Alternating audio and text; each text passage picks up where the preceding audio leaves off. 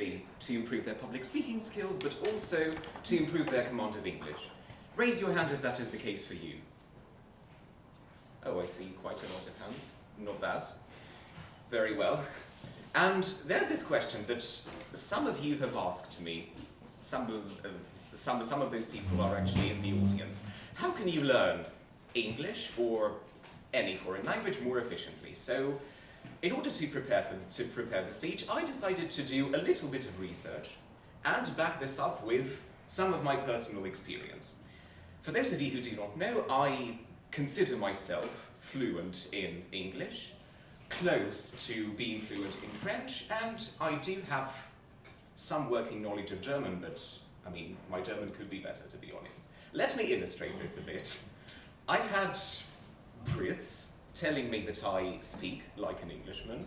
I've had French people tell me that I speak like a Frenchman. Germans have mostly told me that I look like a German. Whatever that meant.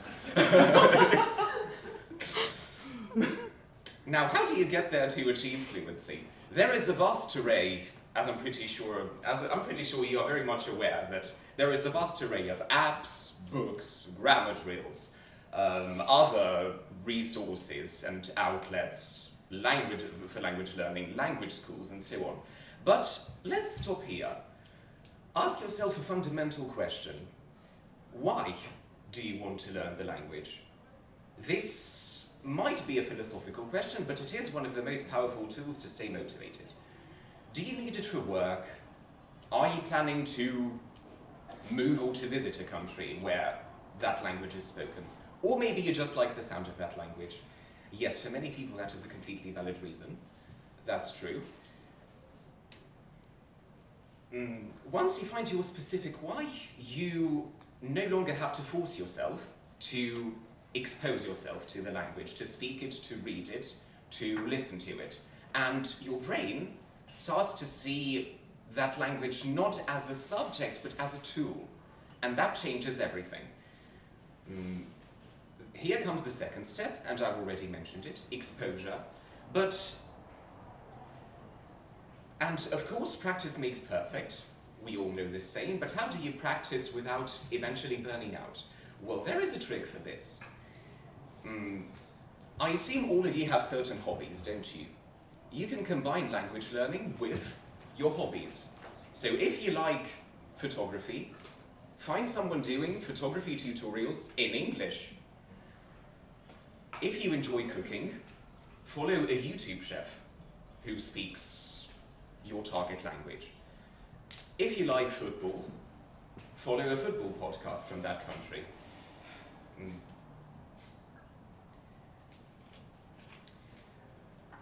Obviously, this exposure also needs to be consistent. As I'm pretty, this might not be obvious for many of you here, but exposing yourself to the language daily, even for 15 minutes a day, but you do it every day, this is far more effective than cramming for 1 or 2 hours just once a week. So consistency beats intensity in this case.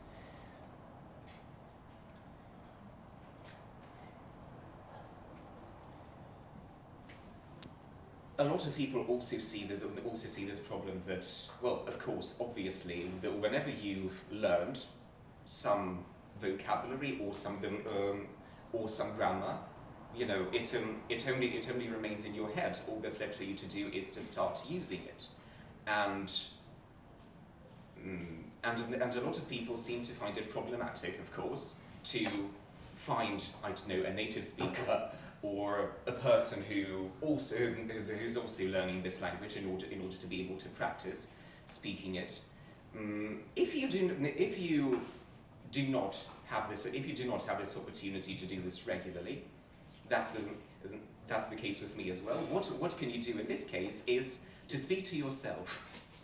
This sounds weird, but it is something that I do whenever I'm walking down the street, whenever I'm, I don't know, washing the dishes or making my bed. I try to describe what I am doing in the target language.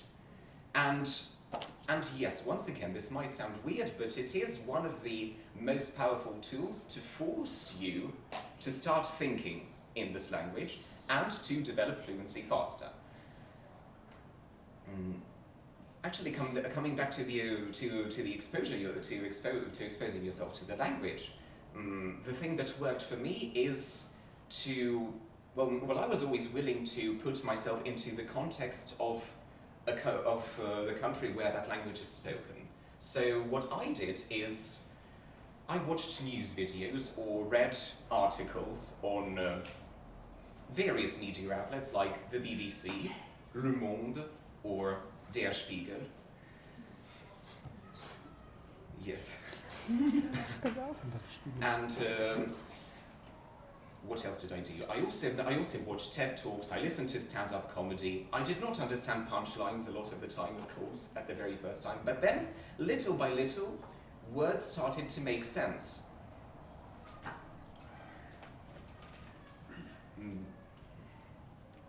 And finally, the most important thing is, don't be afraid to make mistakes, because they are funny, they are memorable, they are human at the end of the day. Mistakes can be better teachers than any textbook, to be perfectly honest with you. So, dear Toastmasters are the most welcome guests. If you want to move a foreign language efficiently, find your why, expose yourself to the language through things you already enjoy, be consistent, speak to yourself, and don't be afraid to look a little ridiculous, because we all do, and that's part of the process. If you follow these principles, your language learning journey will become more of a success, as English speakers say, and less of a cauchemar, as French speakers say, less of a nightmare. Thank you.